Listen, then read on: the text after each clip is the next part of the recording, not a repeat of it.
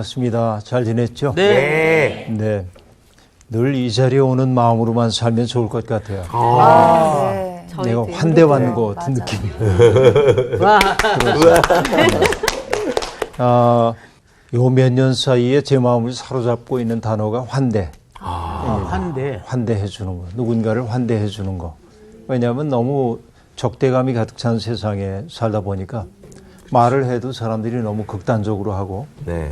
뭐 어떤 말에 대한 반응들도 너무 거칠고 네. 냉소하는 말들이 너무 많고 맞아요. 말로 표정으로 우리를 밀어내는 일들도 너무 많고 네. 그러다 보니까 환대해 주는 사람들을 만나면 행복해져요. 네. 그렇죠. 저는 이제 더러 외국에 나갈 기회가 있으면은 아름다운 그 공동체들을 방문할 때가 있습니다. 일부러 방문들을 하죠. 몇 달 전에도 저는 미국 다녀왔는데 그 벌몬트라고 하는 저 북부 지역에 있는 그 도시에서 한 수도원에 찾아갔습니다. 그 수도원에 있는 수사들이래야 11명밖에 안 되는데 그러니까 한 주에 외부 손님을 딱 10명만 받아요. 오.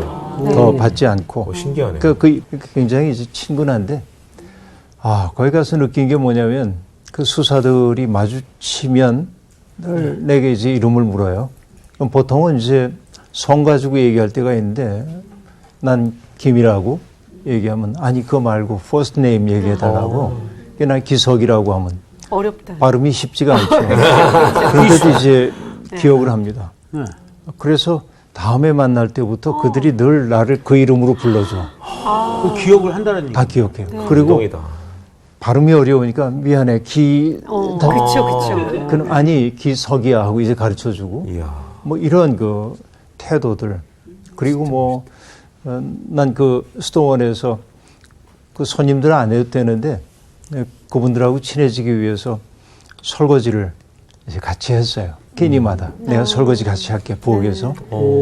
그러면서 같이 설거지하면서 얘기 나누고 그때마다 그분들이 뭐냐면 너희 나라가 참 어렵잖아. 내가 늘 기도할게. 뭐 이런 이야기들.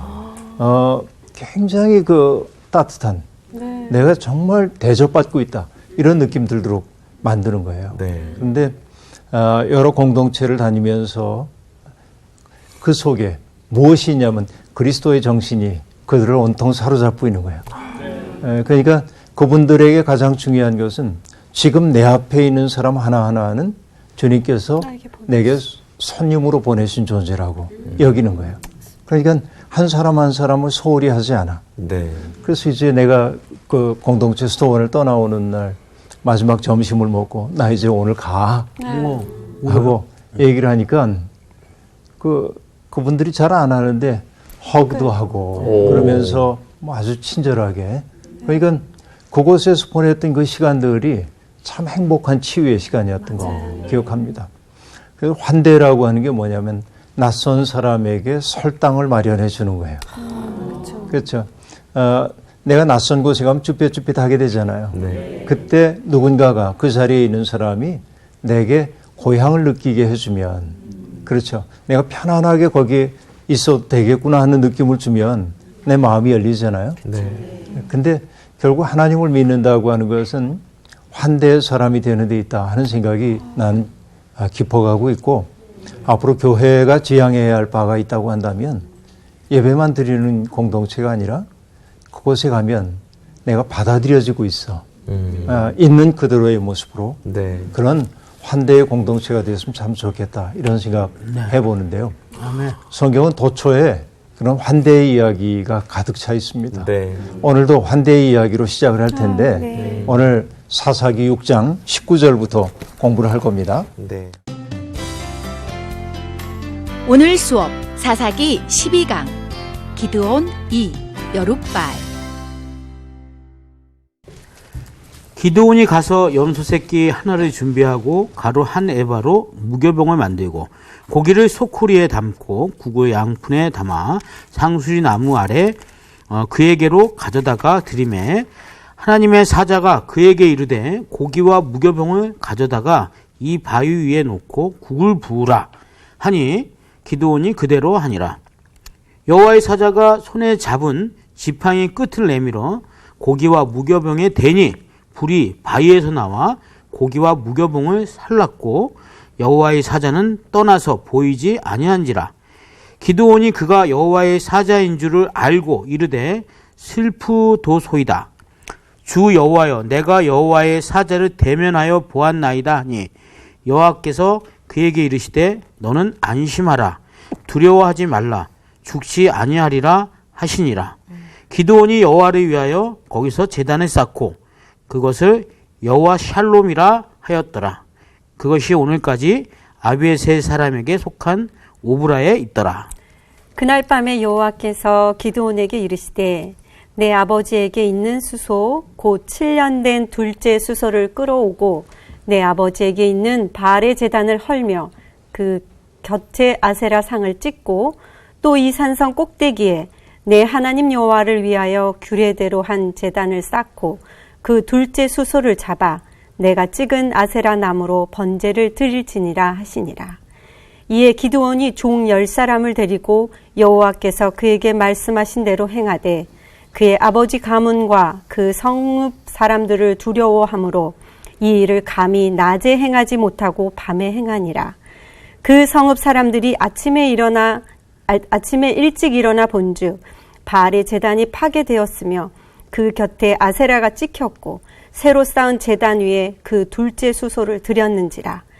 서로 물어 이르되 이것이 누구의 소행인가 하고 그들이 캐어 물은 후에 이르되 요아스의 아들 기드온이 이를 행하였도다 하고 성읍 사람들이 요아스에게 이르되 내 아들을 끌어내라. 그는 당연히 죽을지니 이는 바알의 제단을 파괴하고 그 곁에 아세라를 찍었음이니라 하니 요아스가 자기를 둘러선 모든 자에게 이르되 너희가 바알을 위하여 다투느냐? 너희가 바알을 구원하겠느냐? 그를 위하여 다투는 자는 아침까지 죽임을 당하리라. 바알이 과연 신일진데 그의 제단을 파괴하였은즉 그가 자신을 위해 다툴 것이니라 하니라. 그날의 기드온을 여룻바알이라 불렀으니 이는 그가 바알의 제단을 파괴하였으므로 바알이 그와 더불어 다툴 것이라 하였음이더라. 그때 미디안과 아말렉과 동방 사람들이 다 함께 모여 요단강을 건너와서 이스라엘 골짜기에 진을 친지라. 여호와의 영이 기드온에게 임하시니 기드온이 나팔을 불매 아비에셀의 그 뒤를 따라 부름을 받았느니라. 기드온이 또 사자들을 온 브나스에 두루 보내매 그들도 모여서 그를 따르고 또 사자들을 아셀과 스불론과 납달리에 보내매 그 무리도 올라와 그를 영접하더라.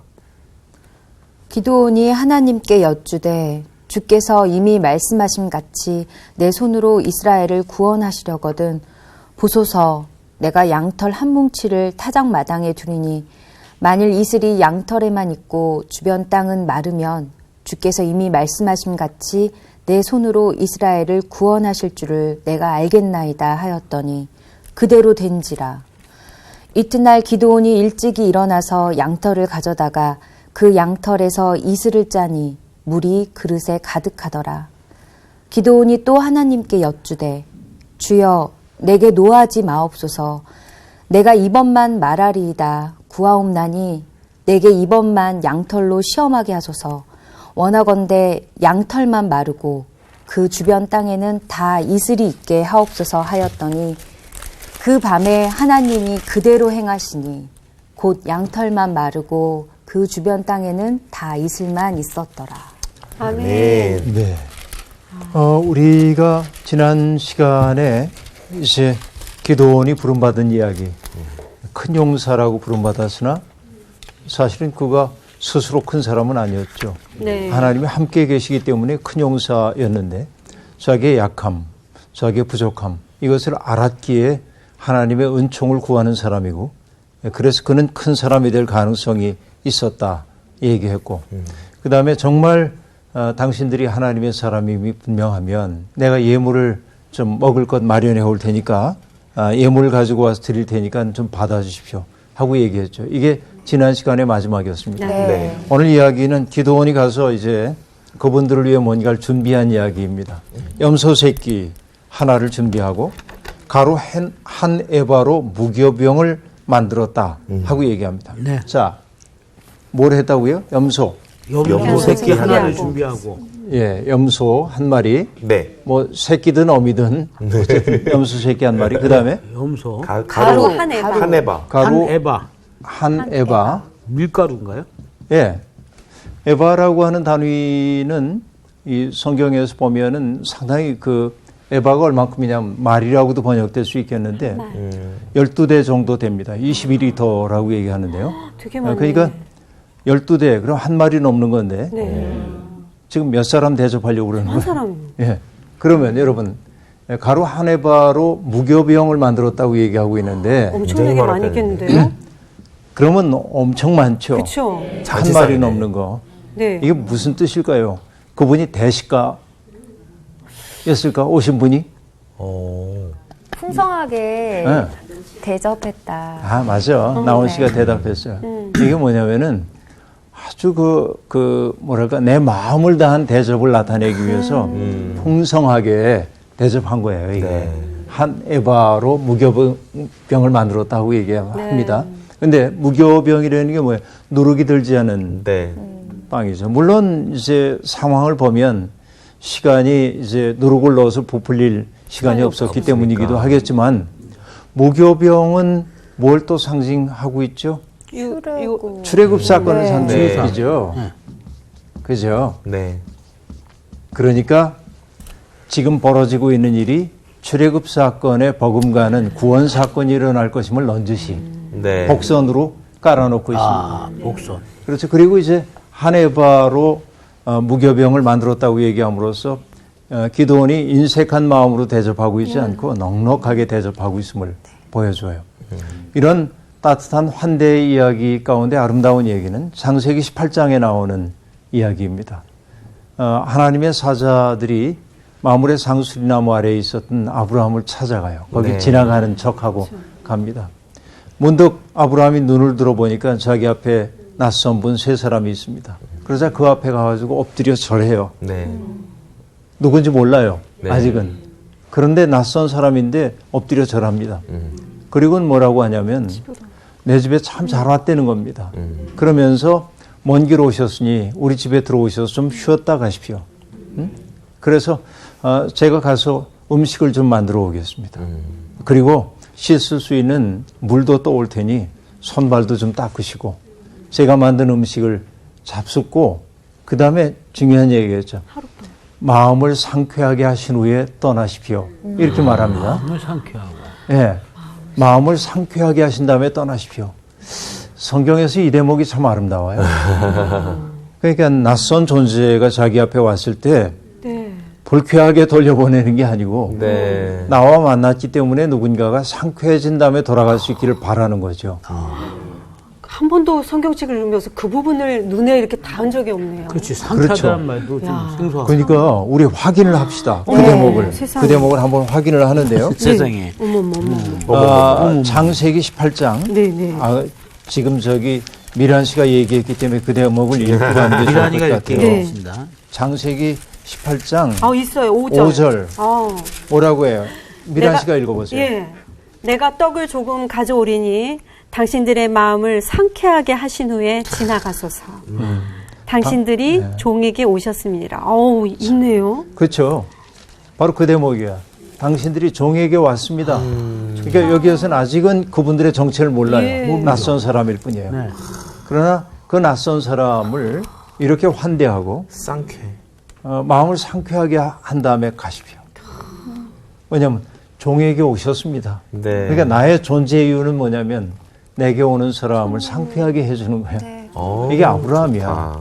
이야. 있었던 거. 우리 어머니만 하더라도 이제 겨울 같은 때 되면은 집안 식구들이 어디 출타하지 않았는데도 불구하고 이불 속에다 밥 한 그릇을 묻어둬요. 맞아요. 왜냐하면은 그 추위 가운데 박물 장사나 이런 사람들이 오다가 허기 졌을까봐. 그럼 집에 들여서 음식 대접하기 위해서 그 마음이죠. 네. 그렇게 따지고 보면 네. 지금이 우리가 물질적으로는 훨씬 풍요로운 시대에 맞아요. 살고 있지만 마음은 더 각박한 것 맞아요. 같아요. 우리는 낯선 사람은 늘 의심하도록 그렇게 교육을 받고 자라고 있잖아요.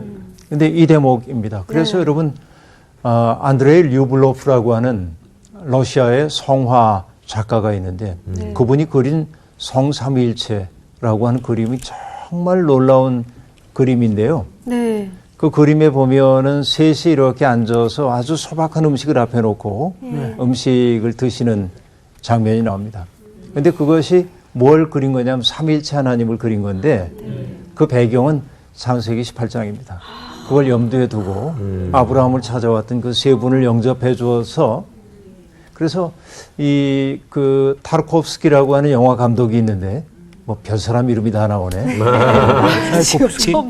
네, 네. 타르코프스키라고 하는 영화 감독이 자기 책에서 안드레이 류블로프의 성삼위일체를 일컬어 뭐라고 하냐면 세상의 어떤 증오와 폭력이 침해할 수 없는 공간에 대한 상징 그렇게 말해요. 이야, 말 참 멋있게 한다. 네. 세상의 어떤 증오와 폭력 이런 것들이 그 고요함, 그 셋이 앉아 있는 그걸 침해할 수 없는 공간 네. 그거. 그래서 여러분 아브라함의 따뜻한 환대의 마음이 빚어낸 그 공간이 아마 삼위일체 하나님의 관계가 만들어내는 공간으로 상징화된 것이라고 볼 수 있겠죠. 네. 예, 이런 대목인데요. 감동이에요. 그러니까. 감동이죠. 극진한 환대 이런 거 이제 보여주고 있습니다. 그래서 아까 얘기한 대로 고기와 누룩을 넣지 않은 빵을 가져왔다고 얘기하는데 그걸 이제 유월절을 떠올리게 함으로써 출애굽 사건처럼 하나님의 새로운 구원의 사건이 이제 시작될 지점에 이르렀음을 보여주는 대목이죠. 네. 그 다음에 어떤 얘기가 나옵니까? 하나님의 사자가 얘기합니다. 고기와 무교병을 바위 위에 놓고 국을 부어라. 그래서 기도원이 그대로 합니다. 국물을 넉넉히 부은 거죠, 그 위에. 그리고 어떻게 했다고요? 여호와의 사자가 손에 잡은 지팡이 끝을 내밀어 고기와 무교병에 대니 불이 바위에서 나와 고기와 무교병을 살랐고, 자, 어떤 얘기일까요? 기도원이 바친 것을 받으셨음을 네. 상징적으로 보여주는 대목이죠. 네. 잡수는 건 아니지만 어쨌든 그게 불살라짐으로 받으셨음을 나타내요. 네. 근데 이거하고 비슷한 얘기를 우리가 열왕기상 18장에서 보죠. 그게 뭐였죠? 갈멜산에서 엘리야와 바알 선지자들이 싸우는 싸울 이야기. 때. 거기에서 나중에 정말 그 엘리야가 물을 갖다가 제단에 붓고 그리고 하늘에 기도하자 불이 내려와 살라버리고 말거든. 네. 같은 구원의 행위가 이렇게 이제 유사하게 반복되고 있음을 우리들이 볼 수 있습니다. 그러고 나서 뭐냐면은 하나님이 그걸 받으셨어. 그러니까 다시 얘기하면 기도원이 표징을 보여달라고 얘기했는데 그렇죠. 네. 표징을 이미 주신 거예요. 네. 네. 그렇죠. 그러고 나니까 어떻게 합니까? 여호와의 사자가 모습을 사라졌어요. 드러내지 않고 사라졌죠. 이게 중요해요. 모습을 감췄어요. 마치 뭐하고 같으냐? 여러분 엠마오로 가던 두 제자 이야기. 부활절 이후에 절망에 차서 엠마오로 가고 있던 제자들에게 동행인이 나타나서 함께 동행하고 성경 말씀을 풀어 설명해주고 그 감동받아가지고 날도 저물었으니 내 집에 들어가서 쉬셨다 가시라고. 그래서 음식을 함께 나누는데 그 나그네가 음식을 들어 축사하시고 떼어주자 그들의 눈이 밝아져서 주님이심을 알죠. 그래서 어떻게 됩니까? 주님이 호련히 사라지시죠. 이게 상징하는 바가 굉장히 많아요. 그렇죠. 중요한 것은 뭐냐면 천사가 언제까지나 기도원 옆에 있지 않다는 사실이에요. 부활하신 주님이 언제나 유형적인 모습으로 내 곁에 있지는 않다는 사실이에요. 그러니까 뭐냐? 함께 하심에 대한 징표를 보여주신다면은 우리가 뭐가 되길 원하냐면 책임적인 존재가 되길 바라는 거예요. 그렇죠? 언제까지나 의존만 하는 게 믿음 아니라 그런 얘기죠. 네. 내가 할 수 있는 일을 내가 해야 되는 거죠. 믿음은 그런 것입니다. 이제 남은 것은 기도원이 깨닫고 하나님이 함께 하신다는 사실을 깨닫고 하나님이 주신 소명을 이루어내는 일이 그에게 남겨져 있음을 알 수 있습니다. 변화산에서 제자들은 빛나는 구름 속에서 들려오는 소리를 듣습니다. 뭐라고 하죠? 너희는 저의 말을 들으라 하는 얘기입니다. 이제 더 이상 그분이 너희 곁에 안 계실 수도 있어. 이제 남아있는 것은 뭡니까? 그분이 너희에게 들려주셨던 말씀이 너희 가슴속에 있을 것 아니냐. 그 말씀을 따라 살아라. 그 얘기죠. 그래서 여러분 어떤 분이 이런 얘기를 한 적이 있습니다. 인생이란 마치 뭐와 같으냐. 안갯길을 더듬어 가는 것과 같아. 그렇죠. 인생 오리무중 앞을 내다보기 어려워. 그렇죠. 근데 지나가다가 어느 순간 향긋한 꽃향기를 맡았어요. 요즘 장미꽃이라고 해봅시다. 네. 장미꽃이 향기롭게 피었어요. 그 냄새를 탁 맡았어요. 그 기억이 좋아요. 그러나 안개가 자욱해서 장미꽃이 보이지 않아. 근데 어느 정도 지나가다가 그 향이. 향기는 사라졌지만 뭐는 남아있어. 그 향기를 맡았던 기억은 있죠. 그렇죠. 그 기억을 갖고 장미를 찾아가는 게 인생의 과정이야. 그러니까 우리가 늘 행복할 수는 없어. 늘 내 가슴이 뿌듯하고 행복하지는 않아. 네. 살다 보면. 그렇죠. 그러나 우리에게 주어졌던 가슴 벅찼던 순간들이 있어요. 그렇죠. 그 순간에 대한 기억을 품고 나아가는 거예요. 그런 게 장밋빛 인생인가요? 아, 그러네. 장미 칠때네. 그러니까 당장 왜 내게 실체가 보이지 않냐고 날마다 그러면 안 된다 그 얘기예요. 하나님 뭘 보여주세요. 날마다 그러지 말라 그 얘기지. 내가 구원받음에 대한 감격 경험했던 그 기억을 안고 나를 구원해 주셨던 그 하나님이라고 하는 본질과 만나기 위해 끝없이 길을 떠나는 게 인생이라 그 얘기죠. 그러니까 여기 지금 얘기하고 있어요. 천사가 모습을 감춥니다. 그렇죠. 그때 이제 기드온이 얘기합니다. 여호와의 사자인 줄 비로소 알아봤어요. 그분이. 네. 그래서 말이에요. 슬프도소이다 주 여호와여. 내가 여호와의 사자를 대면하여 보았나이다 하고 말합니다. 네. 옛날 사람들은 여호와의 사자 대면하면 죽는 거로 생각했잖아요. 네. 그렇죠. 거룩의 현존 앞에 설 때마다 사람들이 느끼는 것은 두려움입니다. 네. 왜냐하면 어떤 압도적인 크기 앞에서 사람들은 숭고함을 느끼기도 하지만 두려움을 느끼기도 합니다. 네. 나의 작음. 그렇죠? 그래서 누가복음 5장이죠. 베드로가 고기잡이 이적을 경험했을 때 주님 앞에 옵니다. 그리고 무릎을 꿇고 얘기합니다. 주님, 나를 떠나소서. 나는 죄인입니다. 그렇죠? 그러니까 압도적인 어떤 거룩함 앞에 섰을 때 인간은 자기의 허물을 알기 때문에 네. 두려워하는 거예요. 엎드릴 수밖에 없는 거예요. 그러니까 유한한 내가 여호와의 사자를 대면하여 보았습니다. 기드온이 이제 그것은 나에게 죽음을 의미하지 않겠습니까? 이렇게 얘기를 하는 겁니다. 그러나 너는 안심하라. 두려워 말라. 죽지 아니하리라 하는 대답이 들려옵니다. 그러니까 거룩함을 경험한 사람답게 바로 서라 하는 얘기입니다. 그렇죠. 이 말은 그렇죠. 아까 얘기한 대로 꽃향기 맡았잖아. 꽃향기 맡았으니 힘을 내. 뭐 저기 꽃향기 맡으면 힘내는 자동차가 있었죠. 꼬마 자동차. 맞아요. 붕붕이.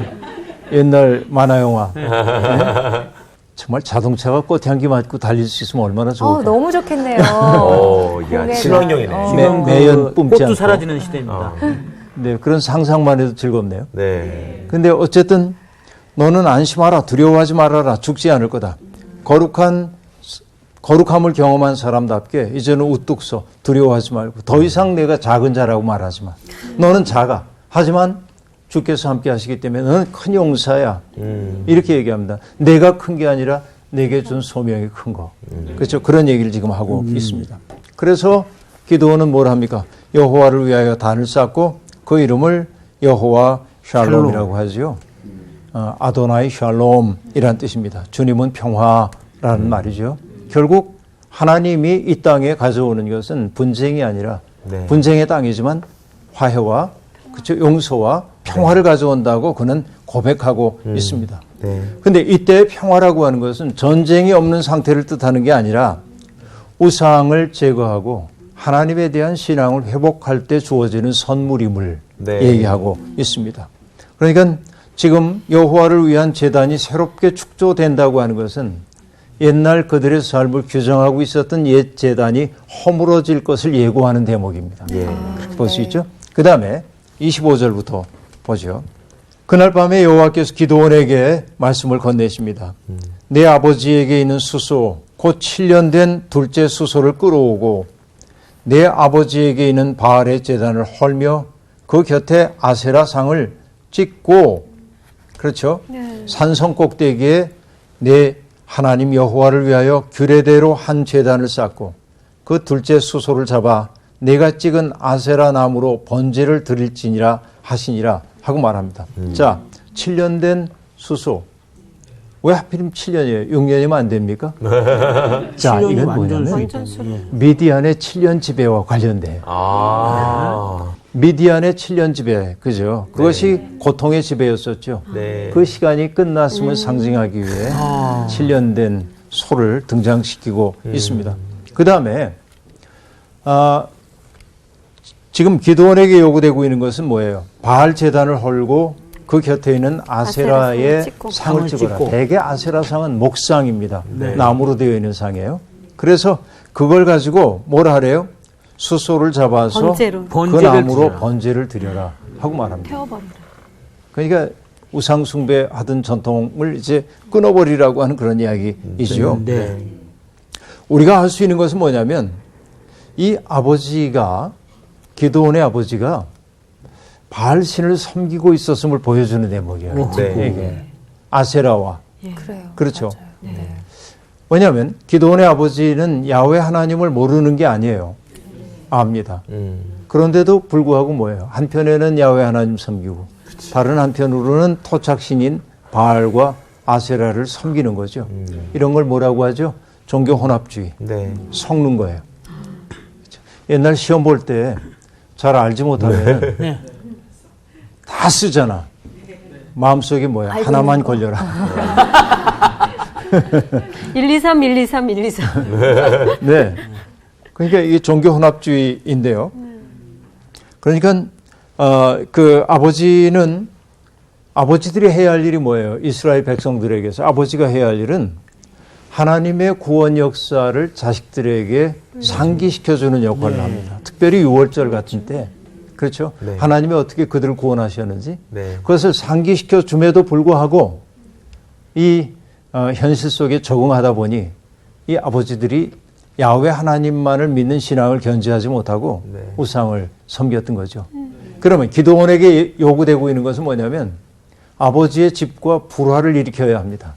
그렇죠. 그러네요. 아버지가 가지고 있는 견고한 그 세계가 기도원에 의해 무너져야 해요. 그러니까 이건 거룩한 불화라고 얘기할 수 있습니다. 예수님도 얘기하셨죠. 내가 이 세상에 평화를 주러 온 줄로 생각하느냐? 그렇지 않다. 그러면서 나는 이 세상에 불을 던지러 왔다 하면서 하신 말씀, 아픈 얘기죠. 사람의 원수가 자기 집안 사람이리라 하고 말합니다. 때때로 내가 하나님의 뜻대로 살지 못하는 것은 내 집안 사람들일 때도 있습니다. 그렇죠. 집안의 평화를 위해서. 믿음의 삶을 포기해야 할 때도 있거든요. 포기하는 경우도 있거든요. 네. 그런데 여기 지금 하나님이 요구하는 건 뭐냐면 거룩한 불화야. 아버지 집과 단절이 필요하다고 얘기하고 있는 겁니다. 그래서 산성 꼭대기에서 수소를 잡아 아세라 목상으로 불을 살라 번제로 바칩니다. 결국 어떤 얘기입니까?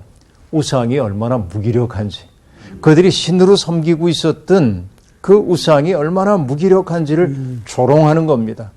그래서 여러분 이사야 46장에 그런 구절이 나오죠. 우상에 대한 조롱입니다. 그것을 어깨에 메어다가 그의 처소에 두면 그것이 서서 있고 거기서 능히 움직이지 못하며 그에게 부르짖어도 능히 응답지 못하며 고난에서 구하여 내지도 못하느니라. 그렇죠. 우상이라는 건 무기력하기 이를 데 없습니다. 그래서 여호와의 사자, 여호와의 명령에 따라서 기드온은 자기의 종 10명을 데리고 주님의 명령을 수행합니다. 그런데 대낮에 하지 못합니다. 네. 그렇죠. 여전히 두려움이 여전히 있어요. 약간, 네. 밤중에 아무도 안 볼 때 그렇죠. 몰래 합니다. 다음날 아침에요. 성읍 사람들이 나와 보니까 바알의 제단이 찍혔고 아세라 목상도 찍혀서 재로 변한 것을 알게 되었습니다. 그리고 새롭게 만든 제단 위에서 수소가 번제로 타오르는 것을 보았습니다. 그렇죠? 그러니까 제단이 헐렸고 네. 아세라상이 찍혔어. 근데 여러분 지난주에 했던 얘기 기억나세요? 기드온이라고 하는 이름 뜻이 배다. 배다, 헐다 그런 뜻이었죠. 그러니까 기드온이 자기의 이름값을 이제 한 거예요. 드디어 두렵긴 했지만은 이름값을 분명히 하고 있습니다. 근데 지금 예. 지금 아버지가 지금 바울을 바알. 바알을 섬기고 있고 네. 그 성읍 사람들까지 지금 바알을 그렇죠. 섬기고 있다는 얘기네. 그렇죠. 그렇죠. 성읍 사람들까지. 그러니까 이제 미디안에 의해 7년 지배를 받을 수밖에 없었지. 그런데 어쨌든 그것을 이제 허물어냈어요. 사람들은 그게 기드온의 소행임을 알자 기드온을 죽이겠다고 의뢰되고 있습니다. 왜냐하면 바알과 아세라가 자기들에게 이제는 뭔가 해를 끼칠 거라고 생각했기 때문입니다. 근데 역시 아버지는 아버지예요. 네. 아버지 요아스가 얘기합니다. 너희가 바알을 위하여 다투느냐? 너희가 바알을 구원하겠느냐? 그를 위하여 다투는 자는 아침까지 죽임을 당하리라. 바알이 과연 신일진데 그의 제단을 파괴하였은즉 그가 자신을 위하여 다툴 것이니라. 바알이 진짜 신이라고 한다면 자기에게 해코지한 저 아이를 바알이 직접 징치할 테니 기다려봐라. 지혜롭다. 그렇죠? 아버지도 또 괜찮은 분이네요. 우상을 섬기긴 했는데 네. 아들 지켜내려고 네. 그렇게 하고 있어요. 그러자 사람들은 그 말에 이제 대꾸할 수가 없습니다. 그 권위에 이제 놀리게 되지요. 그래서 그날의 기드온의 별명이 뭐냐면 여룻바알이 됐는데 사실은 여룻바알이라고 하는 이름의 뜻은 바알은 누구누구를 옹호할지어다 라고 한 뜻이에요. 그렇게 해 주시길 바랍니다. 바알은 누구를 좀 옹호해 주세요. 지켜주세요. 그런 뜻입니다. 하지만 여룻바알이라고 한 이름은 뭐예요? 바알이 스스로를 지켜야 한다는 뜻으로 의미 전환이 되고 있어요. 바알이 누군가를 보호해 주는 게 아니라 스스로를 보호해야 오히려 바알이 스스로를 보호하지도 못하는 무능력한 존재임을 기드온, 찍는 자 기드온이 보여주므로 바알, 너 스스로를 변호해봐. 이렇게 얘기하는 질문으로 우뚝 서 있다. 그 얘기입니다. 흥미롭죠. 네. 이 대목이 재미있습니다. 그 다음에 그때 드디어 그때 미디안과 아멜렉과 동방 사람들이 요단강을 건너와 이스라엘 골짜기에 진을 칩니다. 또 이제 전쟁이 벌어지는 거죠. 그때 34절 여호와의 영이 기드온에게 임하시니 기드온이 나팔을 불매 아비에셀이 그의 뒤를 따라 부름을 받으니라. 자, 적들이 쳐들어왔어요. 이전 같으면 뭘 해야 됩니까? 기드온이 도망가야죠. 도망가거나 숨죠. 네. 근데 지금 뭐라고 지금 얘기합니까? 나팔을 불었다고 얘기합니다. 그래서 뭐예요? 전쟁의 개시를 선언하는, 네. 사람들을 불러내는, 네. 그렇죠? 그러니까 힘 있는 자가 됐어요, 드디어. 어. 기드온이 큰 용사가 되고 있음을 됐네요, 네. 그대로 보여주고 있습니다. 그렇죠. 드디어, 예. 그리고 나팔을 불자 아비에셀 자기 성읍 사람들이 뒤를 따라 부름을 받습니다. 기드온이 사자들을 각 지파에 보내요. 므낫세 두루 보내고 아셀, 스불론, 납달리에 다 보냅니다. 그래서 그들이 이제 기드온을 영접해 주었다고 얘기합니다. 그리고 기드온이 이제 마침내 출정하기에 앞서서 네. 하나님 앞에 이렇게 얘기합니다. 정말로 하나님이 우리와 함께 하실 거면 징표를 허락해 주십시오. 또 이런 거 참 징표를. 좋아해. 난 징표를 좋아해. 참 좋아해. 이 계속 포징. 보여줘야 돼. 포징을 끝도 없어. 구약의 도마야. 하나님이 짜증나 싶었도 한데. 근데 도마를 너무 탓하진 말아요. 사람은 누구나 다 도마 같은 요소들이 있습니다. 그러니까 뭐 그 도마가 주님의 역에다 손 넣어봐야 내 믿겠습니다 하고 얘기하지만 사실은 그런 어리석은 질문이 있었기 때문에 그렇죠. 보지 않고 믿는 자가 복이 있다고 하는 주님의 말씀도 들을 수 있었고 네. 그렇죠. 그러니까 도마가 의심쟁이라고 얘기하지만 믿음에 있어서 의심은 나쁜 게 아니에요. 네. 오히려 나의 믿음을 단단하게 만들기 위해 거쳐가야 하는 아주 중요한 대목입니다. 네. 그러니까 회의를 허용하지 않은 믿음이라고 하는 건 위선이 되기 쉬워요. 맞아요. 흔들리기 쉬워요. 네. 그래서 회의라고 하는 그 늪을 통과해 가야만 네. 단단한 믿음의 자리에 네, 설 수 네. 있거든요. 이제 그런 겁니다. 그래서 표징을 요구하는 대목이 나오는데 뭐 알다시피 이렇게 얘기하지요. 양털 한 뭉치를 타작마당에 둘 텐데 하나님 하룻밤 지나는 동안에 그 양털에만 이슬이 내리죠. 이슬이 내리죠. 이슬이 가득 내리기를 원합니다. 그 주변 땅은 말라 있어야 됩니다. 네. 하나님이 그렇게 해요. 그래서 짜보니까 물이 넉넉하게 잔뜩 나옵니다. 나와. 예. 하나님한테 너무 쉬운 문제를 내드렸나?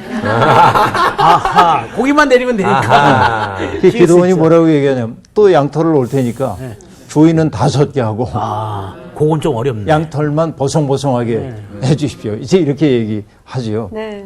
그래서 뭐 그렇게 됐다고 얘기를 하고 있습니다. 어떻게 보면 하나님을 시험하는 것처럼 보이기도 합니다. 네. 그렇죠. 그런데 이게 우리가 하나님 시험한다고 봐야 하나? 어떻게 보면 조심스럽고 신중한 태도라고 보아줄 수도 있습니다. 네. 우리가 너 하나님을 안 믿는 거야? 이렇게 얘기하면 안 돼요. 기도원에게. 네. 기도원은 뭘 알고 있냐면 여전히 주님의 영이 내게 임하긴 했지만 내가 할 수 있는 일은 너무나 작고 내 능력으로 이 백성을 구할 수 없다는 사실을 알기 때문에 그러니까 하나님이 나와 동행하신다는 사실을 끝끝내 확인하고 싶어 하는 거예요. 눈으로 목격하고 싶은 거예요. 그러니까 불신앙이라기보다는 그의 연약함이 빚어낸 조심스러움이라고 우리들이 얘기할 수 있을 겁니다. 네. 그러니까 사실은 기도원이 이제 전투를 치르는 이야기에 앞서서 2주에 걸쳐서 우리가 기도원이 부름받는 이야기를 쭉 이제 봤거든요. 300명은 언제 나와요? 300명 이제 곧 나올 거예요. 자, 오늘 이야기에서 참 중요한 게 뭐냐면 기도원이 되기 위해서는 하나님에 대한 신뢰도 필요했지만 그 신뢰의 징표로 그가 해야 했던 것은 뭐예요? 아버지 집과의 거룩한 불화였습니다. 네.